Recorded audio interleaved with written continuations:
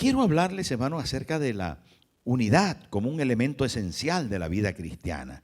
La unidad es esencial y necesitamos más que nunca estar unidos en principios bíblicos, en doctrina bíblica, en valores cristianos.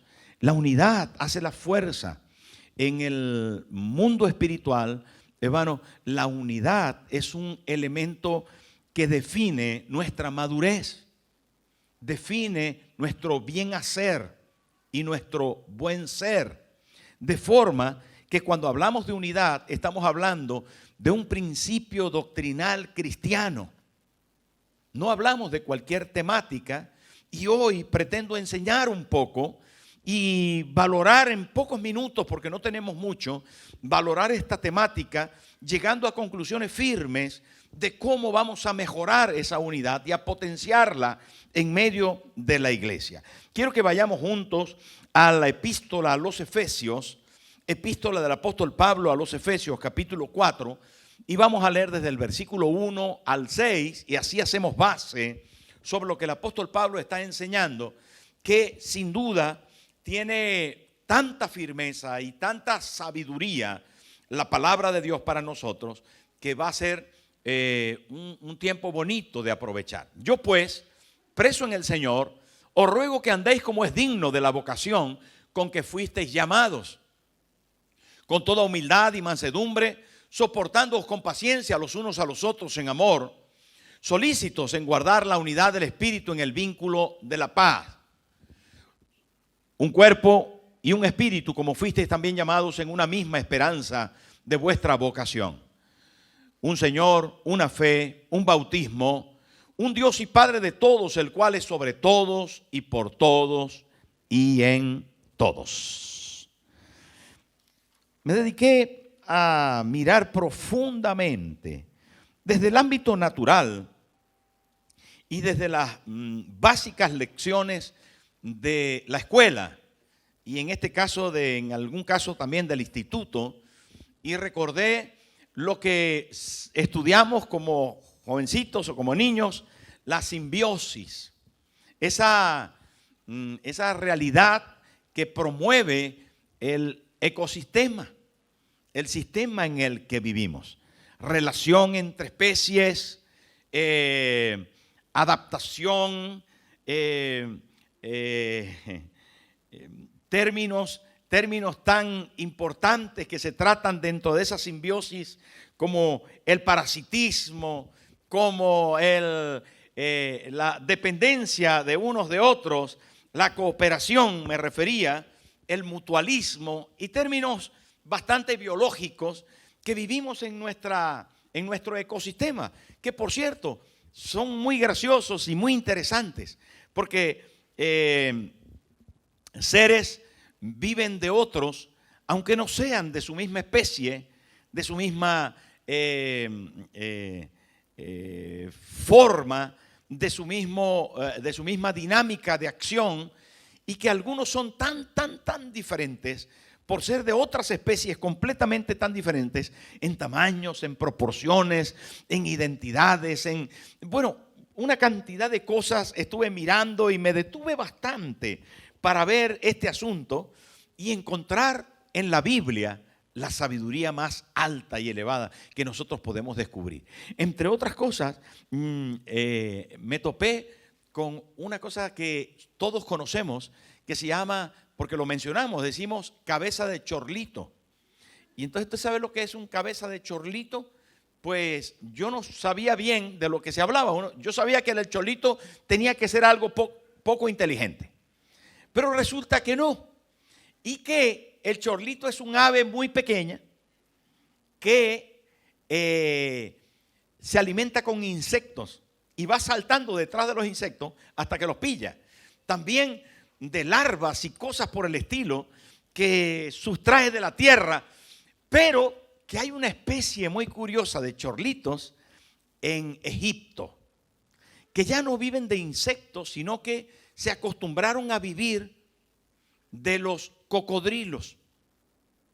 Y es que los cocodrilos del Nilo una vez que se comen alguna cebra, algún animal grande o algún resto de lo que fuera, de lo que encuentren, que los cocodrilos ya saben lo que comen, barbaridad de cosas y cantidades impresionantes de carne y de hueso y de todo.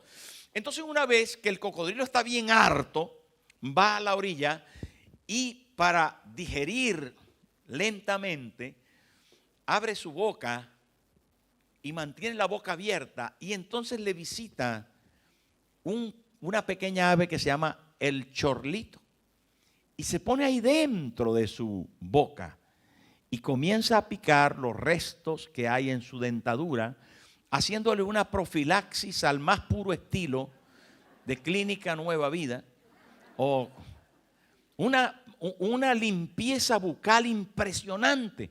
Se alimenta de esos restos y en algún momento también saca pequeñas astillas de entre los dientes del gigantesco cocodrilo. Por el cocodrilo del Nilo, en algún caso, hermano, mide más de 6 metros.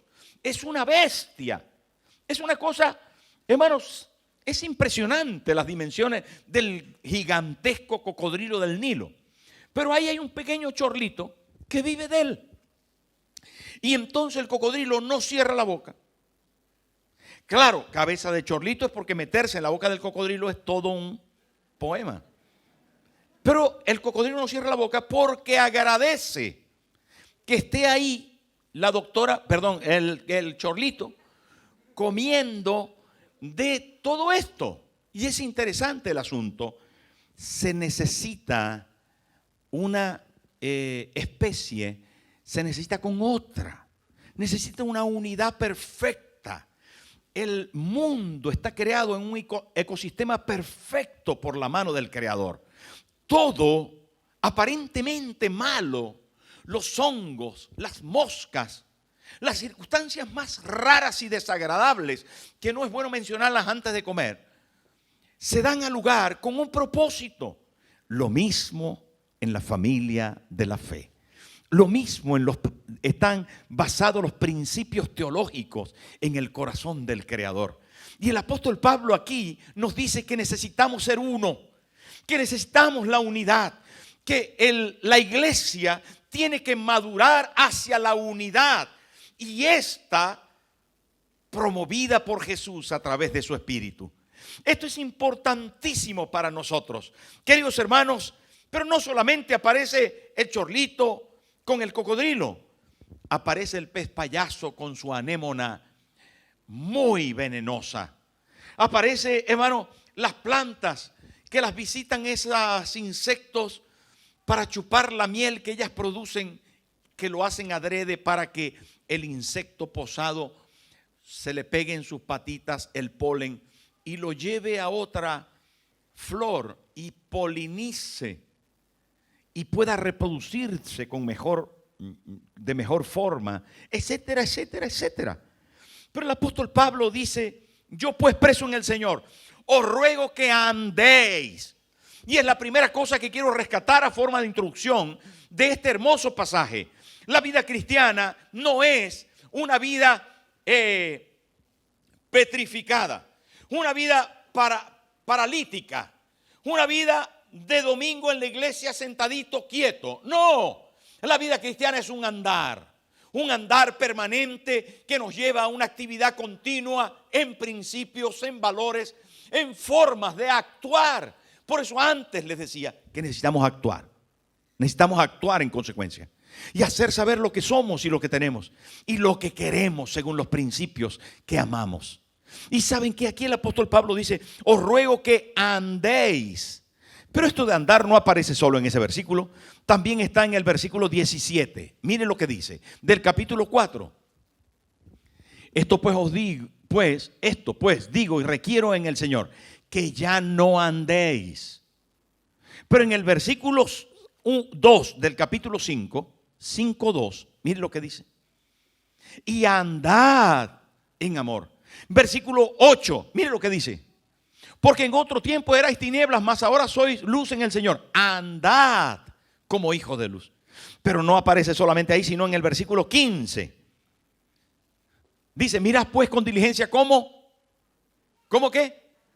¿Cómo andéis? ¿Veis? Andad, de esta manera no andéis, andad de esta otra, andad, andad. Pero esto es un tema continuo, porque la fe es acción.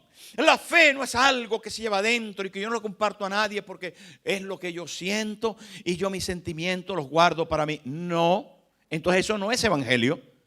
El evangelio siempre se nota cuando se vive, porque anda conmigo. ¿Cuántos dicen amén a eso? Entonces, hermanos, basados en eso, nuestra vida debe manifestar nuestra fe. Basados en esta realidad de andar, debemos promover los valores que tiene la palabra de Dios, especialmente en la temática de hoy, que es la unidad. La unidad. ¿Y cómo dice el apóstol Pablo que debemos promover la unidad? Bueno, debemos promover la unidad de diferentes formas. La primera es, ¿qué dice ahí? Versículo 2. Mirad lo que dice del capítulo 4. Con toda, ¿qué? Ay, amigos. ¿Saben que la base del pecado bíblico reside en el orgullo? ¿Lo sabía usted? Sí, mire, el primer pecador o la primera persona que se rebeló, llamándole persona, que se rebeló contra Dios, se llamaba Luzbel. ¿Se acuerda? El ángel rebelde. Se rebeló contra Dios y ¿saben qué dijo? Subiré a lo alto, me voy a sentar, voy a ser como Dios. Seré un Dios. El orgullo le pudo y se rebeló contra Dios y fue echado del cielo. Pero la segunda cosa que influyó en la Biblia y que está patente allí, cuando Satanás en forma de serpiente le dice a Adán y Eva: ¿sabe Dios que el día que comiereis del árbol de la ciencia del bien y del mal, serán abiertos vuestros ojos y conoceréis el bien y el mal y seréis como Dios? Seréis como Dios. Os vais a sentar también, vais a tener vuestro trono, vais a ser como dioses, sabiendo cosas que solo está destinado para los dioses. El orgullo. El orgullo nos lleva a pensar que podemos ser mayores que los demás. El orgullo nos lleva a pensar que realmente no es que podemos, que tenemos que ser mayores que los demás. Tú tienes que sacar mejor nota que esos brutos que están allí. Tú tienes que ser mejor que... ¿Y saben qué? Eso definitivamente es la razón por la que jamás se logra la unidad. La unidad está basada en principios, en valores, y entre otros el valor de la humildad nos permite mantenernos en unidad. Cuando usted está compitiendo con su marido, cuando usted sencillamente se cree superior a su mujer, cuando usted se cree superior a sus hijos o a sus padres, cuando usted denigra, menoscaba, pone, cuando usted, hermano, sencillamente va en otra dimensión porque cree que tiene, que con quien convive, no solo en la casa, en la iglesia, en el trabajo, cuando usted comienza a sentirse superior en lo espiritual, porque un día habló en lenguas, o porque usted sí fue al encuentro y el otro no. Ya yo me bauticé hace tiempo, en cambio el impío todavía no se ha bautizado. ¿Sabe que jamás se va a lograr una unidad en ninguna parte si usted mantiene el orgullo y la altivez? Necesitamos bajarnos. La humildad está basada en el reconocimiento de que yo no soy perfecto, que también a mí se me ha perdonado. También se me ha perdonado. Cuando usted se pone a pensar eso y dice: ay, pero esa gente que fuma, uy, esa gente que bebe, uy, las prostitutas, los homosexuales, los travestis, uy, qué pecadores. Te olvidas que tú eres un mentiroso y que los mentirosos también van para el infierno. Ah, no, pero eso son mentirijillas. Sí, apoca lo tuyo y engrandece lo demás y vas por mal camino. Así jamás llegarás a la unidad y a la madurez, que comprende, que ama y levanta. Hermanos queridos, cuando nosotros mantenemos el orgullo y no practicamos la humildad, rompemos con la posibilidad de unidad.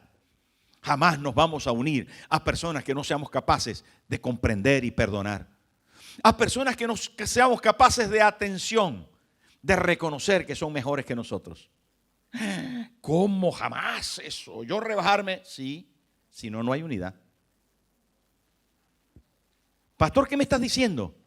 Que yo pierda el valor que algunas veces me han dicho que debo tener, de sentirme grande, especial, superior. Sí, de eso te estoy hablando.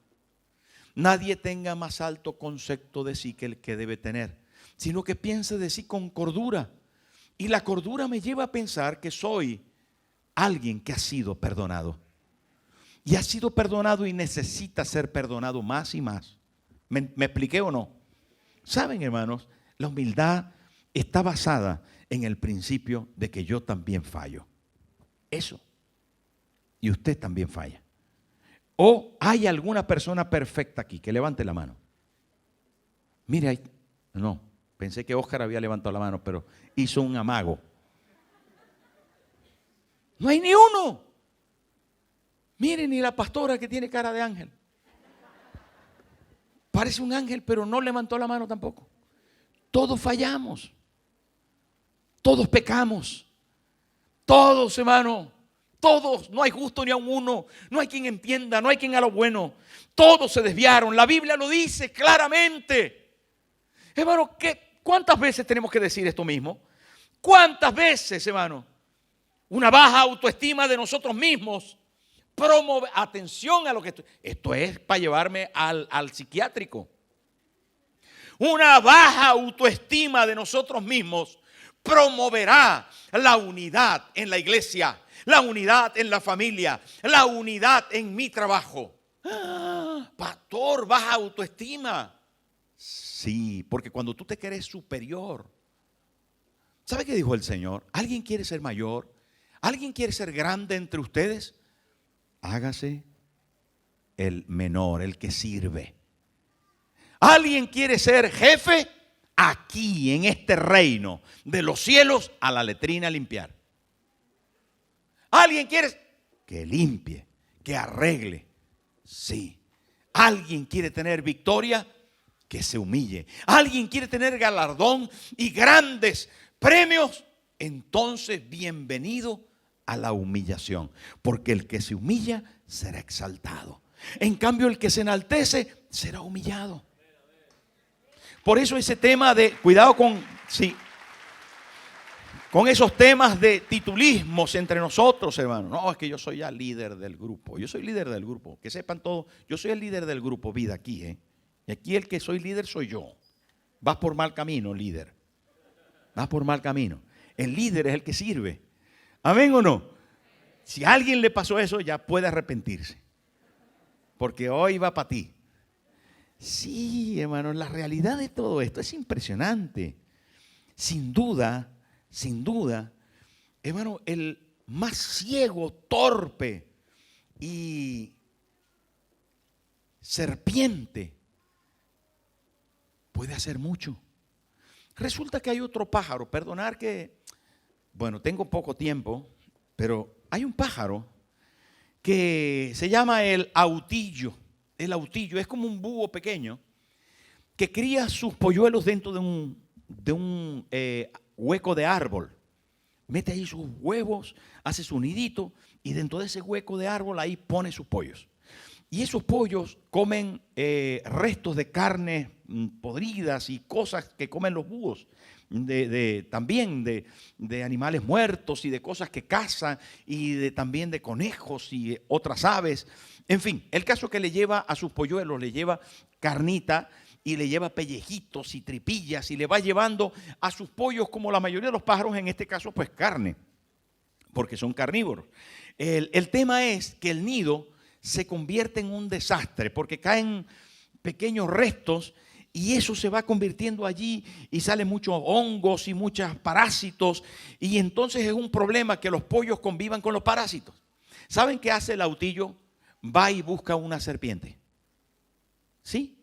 Una serpiente que la llaman serpiente ciega, especial. Él conoce la serpiente ciega. Coge una serpiente y la lleva a su nido. Busca otra y la lleva a su nido. Así que pone 2, 3, 4.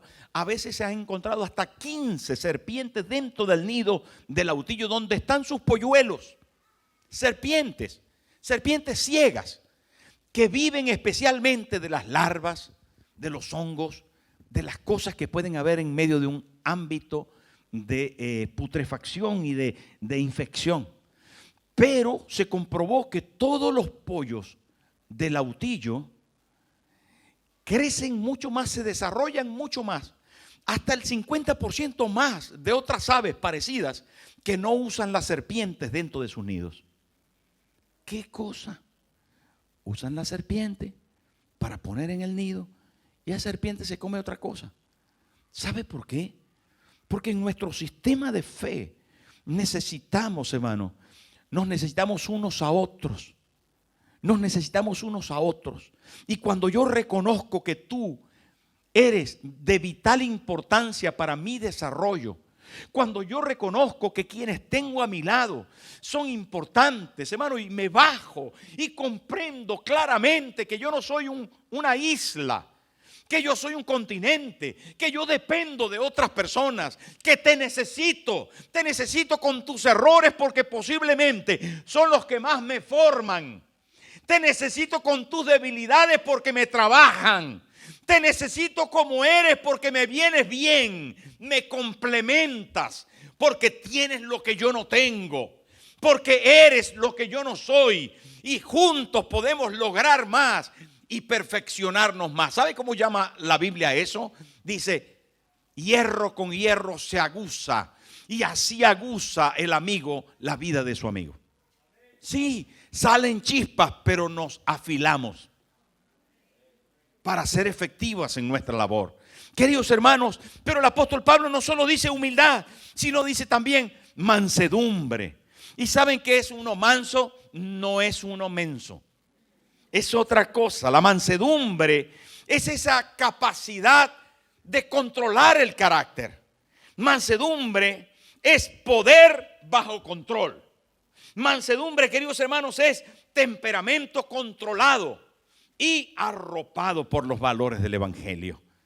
Esa persona que explota, entonces el que tiene al lado le dice, no, es que él es de carácter fuerte. ¿Carácter fuerte? Carácter débil. Porque cualquier cosa lo descontrola. No es fortaleza de carácter el ser explosivo, es debilidad de carácter. No te confundas. El manso tiene poder, pero lo controla. Lo lleva a los principios y valores. Sabe que en algún momento no tiene que decir nada y se calla.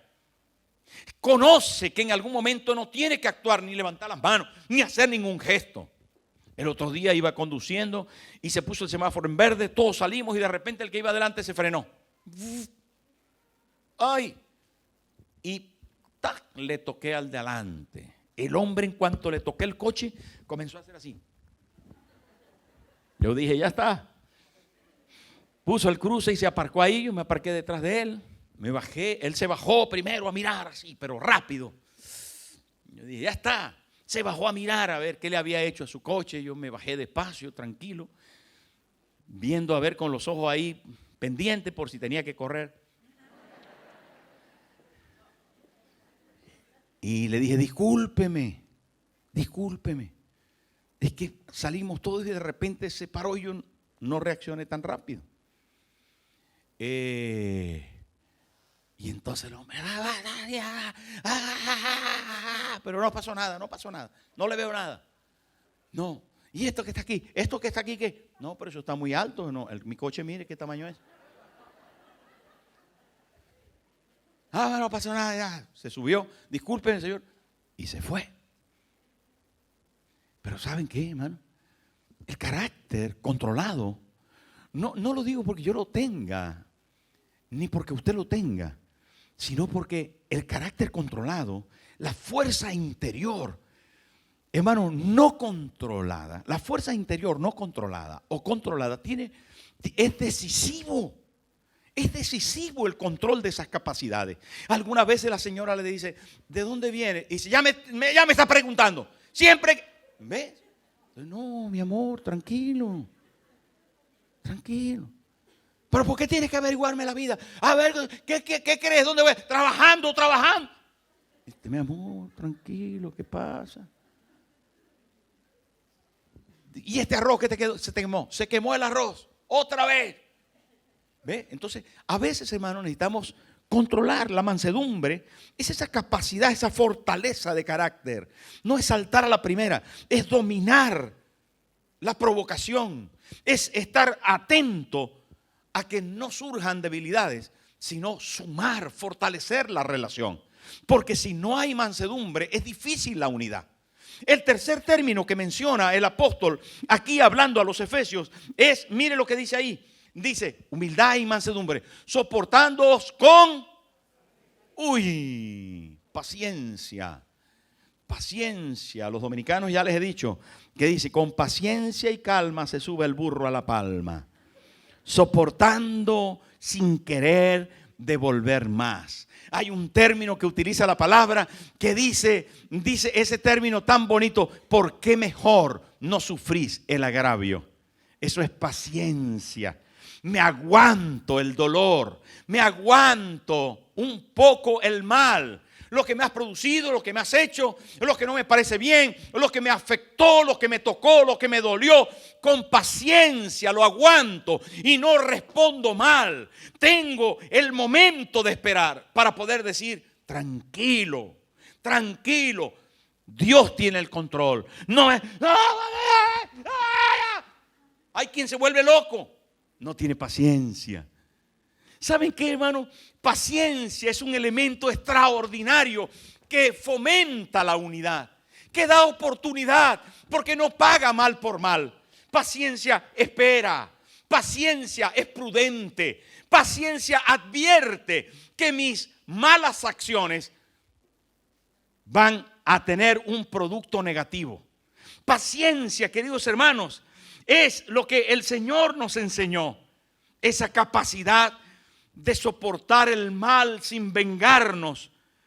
No seas vencido por lo malo, dice la palabra, sino vence con el bien el mal. Pacientemente esperé al Señor.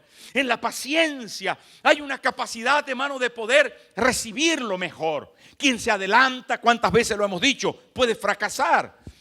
Paciencia es una virtud, hermano, que siempre tiene galardón. Es una bendición ser paciente y que la paciencia promueve la unidad. Ya hablamos, hermano, de tres cosas importantes. Uno, la humildad, otra la mansedumbre y otra la paciencia. Ya usted sabe de dónde vienen esas cualidades. Pero hay una cuarta que menciona aquí el apóstol Pablo, que dice, con toda humildad y mansedumbre, soportando con paciencia los unos a los otros en, dígalo fuerte, en amor. ¿Es un sentimiento? No. ¿Es una acción? No solo acción ni sentimiento. ¿Qué más es amor? Amor es mucho. Amor es una persona. Amor es una persona. Amor es Cristo en mí. Amor es unos brazos que me arroparon y me poseyeron. Amor es todo junto. Toda la bondad, toda la mansedumbre, toda la templanza, toda la paciencia, toda la gracia, todo el cariño, todo el deber, toda la misericordia. Amor es, hermano, Cristo en mí. Y por eso el apóstol Pablo lo lleva a este término diciendo en amor. Amor en este caso, queridos hermanos, busca el bien del objeto amado. Amor es sencillamente alguien que a un costo de sacrificio personal busca el bien del otro. Atención, amor es alguien que asume un costo de sacrificio personal para beneficiar al otro. Y esto es mucho decir, porque cuando yo estoy dispuesto a sacrificarme, aun cuando el otro no está cometiendo un acto de forma correcta, no está haciendo el bien, no lo está haciendo bien, cuando yo estoy dispuesto a sacrificarme. Eran dos hermanos gemelos y uno había asesinado a otro y fue y lo acuchilló y le metió 20 puñaladas y lo mató y salió corriendo todo manchado de sangre y llegó a la casa donde estaba su hermano. Y le dice, ay hermano, me está persiguiendo la policía. ¿Por qué? Asesiné a alguien. Y le dijo a su hermano, quítate rápido la ropa. ¿Cómo? Quítate la ropa. ¡Corre! Se quitó la ropa y ahora ponte las mías y yo me pongo las tuyas. Llegó la policía y se lo llevó a él, al que tenía manchada de sangre la ropa. No era el culpable, pero alguien estaba dispuesto a pagar el precio. En el Calvario, hermanos, se mostró el mayor amor de todos los tiempos. Se mostró el amor que califica la vida cristiana y que nos hace saber cuál es nuestro deber a la hora de mantener la unidad y llegar a esa madurez, a la hora de mantenernos cohesionados, juntos, compartiendo las realidades de la palabra, que a continuación el apóstol Pablo las va a mencionar y que las voy a mencionar rápidamente, hermano. Mire lo que dice el apóstol Pablo ahora, allí en el versículo 3 y el versículo 4, que dice la palabra, solícitos en guardar la unidad del Espíritu en el vínculo de la paz. Y ahí dice en el 4, un cuerpo y un espíritu, como fuimos también llamados en una misma esperanza de vuestra vocación. ¿Sabe qué dice primero, hermano? Que somos un mismo cuerpo. Usted y yo somos parte de un cuerpo. Pues yo soy diferente. No se preocupe. Todos somos diferentes, pero somos parte de un mismo cuerpo. Tan diferente el dedo índice de la mano derecha como el dedo gordo del pie derecho. ¿Cómo se llama el dedo gordo del pie derecho? No sé. Son diferentes, pero ¿sabe qué? Están conectados. Los riega la misma sangre. De manera que yo no le puedo decir al dedo gordo de mi pie derecho, no te necesito porque tengo el índice. No, todos nos necesitamos. Estamos dentro de un cuerpo, somos diferentes. A cada uno le sale la uña de una manera diferente. Cada uno, hermano, crece de forma diferente. Está en lugares diferentes, pero somos un cuerpo. Ahí lo dice, hermano, un cuerpo, pero también sostenido por un mismo espíritu. ¿Saben? Nuestra unidad está, hermano, garantizada por lo que somos a nivel celestial. Si dejamos de ser eso, si usted deja de pensar que es parte del cuerpo de Cristo, primero, se sale de la salvación. Y segundo, no es capaz de entender el principio de la unidad. Pero todos somos diferentes, evidentemente. Pero somos parte de un cuerpo. Somos diferentes, pero somos de un mismo espíritu. Esta mañana el espíritu que trabaja en mí está trabajando en usted. El espíritu que me está enseñando a mí le está enseñando a usted. El espíritu que me está formando a mí le está formando a usted. Está desatando la persona de Cristo, la unidad del cuerpo, la razón de su amor, que es usted y somos yo, usted y yo. Entonces, de manera que Él está haciendo el trabajo juntos, porque nos maneja un mismo espíritu. Nos gobierna un mismo espíritu. Nos bendice un mismo espíritu. Esto es importante. Como fuisteis también llamados. ¿De dónde fuimos llamados? De la calle. Mire dónde está usted sentado. Está aquí, ¿sabe por qué? Porque Dios le está atrayendo a Él. Por su espíritu. ¿Por qué? Porque somos un cuerpo. La iglesia avanza. Y hay un llamado a recibir a Cristo. Un llamado a vivir la vida cristiana. Pero no solamente un llamado, sino también una misma esperanza en la vocación. La realidad es que tenemos, mire lo que dice el versículo 5, a un mismo Señor. ¿Quién es el Señor aquí en esta iglesia? No, el Señor de la iglesia Nueva Vida es el pastor Tomás. No se equivoque. Aquí el pastor se llama Cristo. Mire qué bonito el apóstol Pablo diciendo que tenemos un mismo espíritu, que tenemos un mismo Señor Jesús. Él es el dueño de nuestra vida. ¿Cuántos dicen amén a esto? Si usted todavía no le ha hecho dueño de su vida, hoy es una buena oportunidad. Pero Él está diciendo que somos de un mismo espíritu y lo dice con E mayúscula para hablar del Espíritu Santo. Y luego dice que somos dueños, que participamos de un mismo Señor. Somos propiedad de Cristo. Y cuando somos propiedad de Cristo, queridos hermanos, sencillamente vivimos en una misma fe. Mantenemos la misma confianza. Un Señor, una fe y dice también un bautismo. Todos nos bautizamos, ¿cómo? En el nombre del Padre, del Hijo, del Espíritu Santo. Nos bautizamos aquí en agua.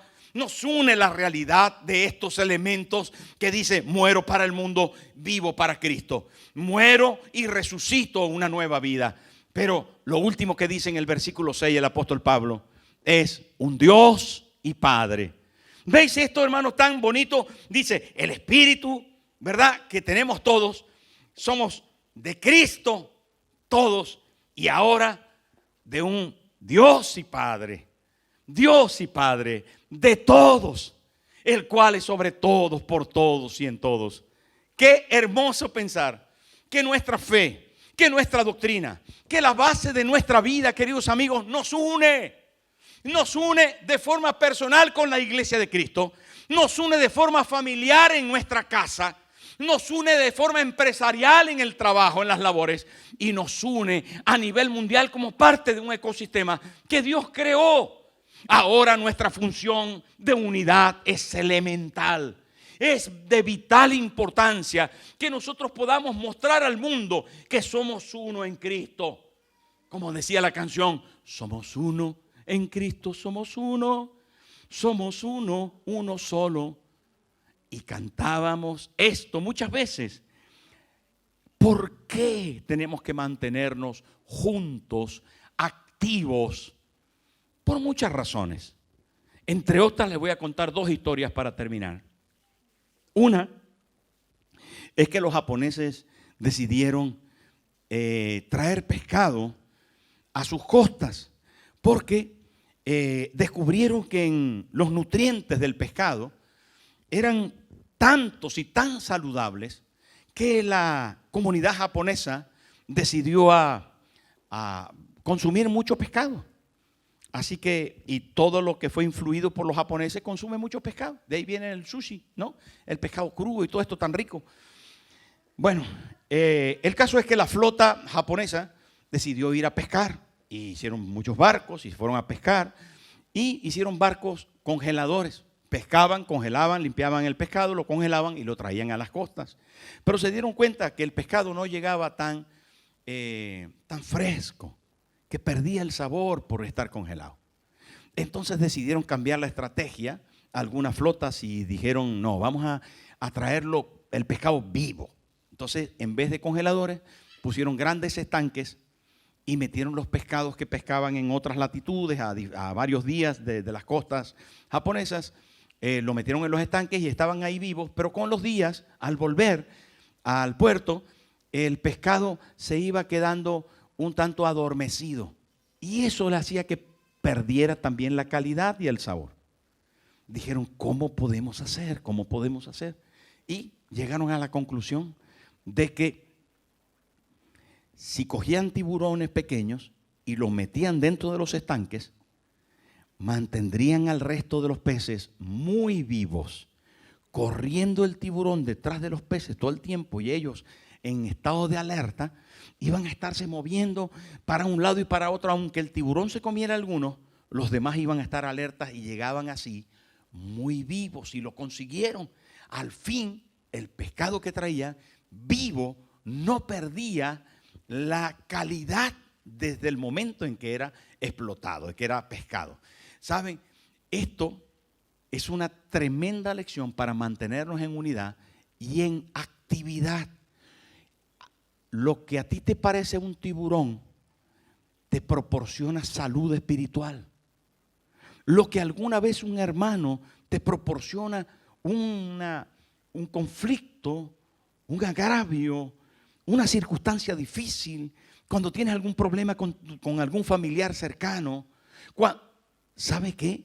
El apóstol Santiago dice: tened por sumo gozo cuando os halléis en prueba, porque vais a ser perfeccionados, vais a mejorar, vais a mejorar.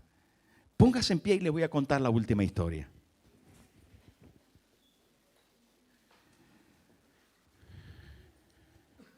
Cuando usted, hermano, deja minar su casa, minar su mente y su corazón de cosas que no convienen escuchar y que no convienen dejar pasar.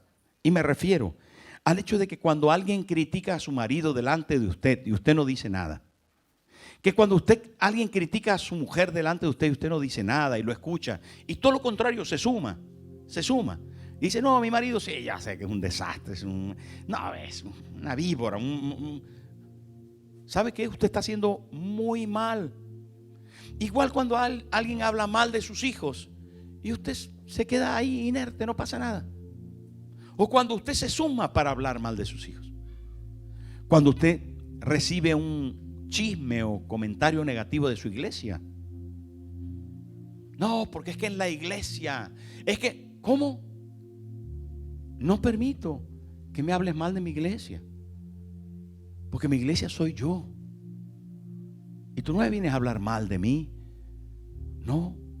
Porque si hay necesidades en la iglesia, si hay necesidad de cambiar cosas en la iglesia, usted y yo somos los responsables y somos quienes tenemos que cambiarlas. Entonces no vamos a dejar que la gente vaya hablando mal de la iglesia. No porque lo estén haciendo, lo digo porque tenemos que mantener la unidad. No vamos a dejar que nadie hable mal de nuestros hijos, ni de nuestra esposa, ni de nuestro esposo. Nosotros no vamos a dejar que nadie esté socavando la unidad. Cuando usted permite oídos a lo que no edifica, a lo que no construye, a lo que no es bueno, daña, divide, secciona, malpone, se suma al mal. Quiero decir con esto, hermano, que de nuestra boca, de nuestras acciones, tiene que haber humildad, mansedumbre. Tiene que haber, hermano, verdadero amor, aprecio por las cosas, paciencia para tolerar las circunstancias negativas. Nosotros somos gentes de cambio y somos gentes de cambio cuando queremos que las cosas cambien. Algunas veces lo que necesitamos es un buen tiburón para mejorar un poco. Mire, termino diciéndole que en Estados Unidos, cuando llegaron los colonos ingleses, tuvieron que cultivar de toda cosa para poder sobrevivir. Y entre ellos encontraron un cultivo que lo llamaban las 3 hermanas. Curioso, me llamó mucho la atención. Y las 3 hermanas eran maíz, alubia y calabaza. Bueno, no, perdón, maíz, judías y calabaza. El maíz sale largo hacia arriba y tiene un tronco muy resistente, o sea, tiene una espiga muy resistente, donde la judía, al nacer al lado suyo, se desarrolla y se puede enredar sin perjudicar al maíz. Y luego la calabaza, que tiene unas grandes hojas, se extiende por todo el suelo. El maíz servía de enredadera para la judía crecía hacia arriba, la calabaza con sus hojas grandes mantenía el suelo húmedo y fertilizaba de tal manera que los 3 elementos de siembra se reproducían de forma extraordinaria y podían alcanzar gran productividad. Algunos somos judías, otros somos maíz y otros, porque somos más gorditos, somos calabaza. No sé qué sea usted. A lo mejor es judía. Puede ser, ¿no? Algunos no solo son judías, sino son judíos. Otros maíz, porque siempre están sonrientes, ahí, con mucho grano. Y otros calabacitas. No lo sé, hermano, pero ¿saben qué? Quiero decirte en esta mañana que el Señor Jesús en la cruz del Calvario pagó para que seamos sus hijos. El apóstol Pablo dijo que éramos de un solo Padre. ¿Y saben qué dijo Jesús? Padre nuestro que estás en los cielos. Somos de un solo Padre, hermano. Y el Padre nos aceptó a través de Cristo como somos. Con los pecados que traíamos, Él nos perdonó. Amigo, Él te trajo esta mañana para ser parte de un cuerpo en amor, en humildad, imperfecto como es la iglesia, pero que se va uniendo en la madurez de su crecimiento. Y usted, hermano, que está aquí, pare ya en su casa de distanciar, de crear mal ambiente, porque nos desune esto. Necesitamos, hermano, unirnos, no hablar mal de la empresa, ni de la iglesia, ni de la casa. No crear división en nuestro pensamiento. Comience a amar lo que Dios le dio. Comience, hermano, a tener paciencia con lo que Dios le dio. Por favor, sea humilde. Recuerde de dónde viene usted. Y así se nos va a hacer más fácil. Porque hoy más que nunca, hermano, hoy más que nunca, el Señor, por su Espíritu, nos llama a la unidad. Ponga su mano derecha en el corazón y diga: Padre Celestial, en esta mañana, yo quiero, Señor, que trates conmigo. Hoy rompo mi altivez, quiebro, Señor, mis formas no apropiadas de funcionar y quiero andar en tu palabra. Perdona mis pecados. Usted que está por primera vez conmigo aquí, con nosotros, diga: perdona, Señor, mis pecados. Límpiame de mi maldad. Desde este día, Jesús, entra a mi corazón. Quiero amarte y servirte el resto de mi vida. En el nombre de Jesús. Amén y amén. Aleluya. Dios le bendiga, que tenga una semana extraordinaria, mantenga la unidad, que no se le olviden estos principios tan importantes y verá que va a ser mucho, mucho más feliz. Dios le bendiga mucho.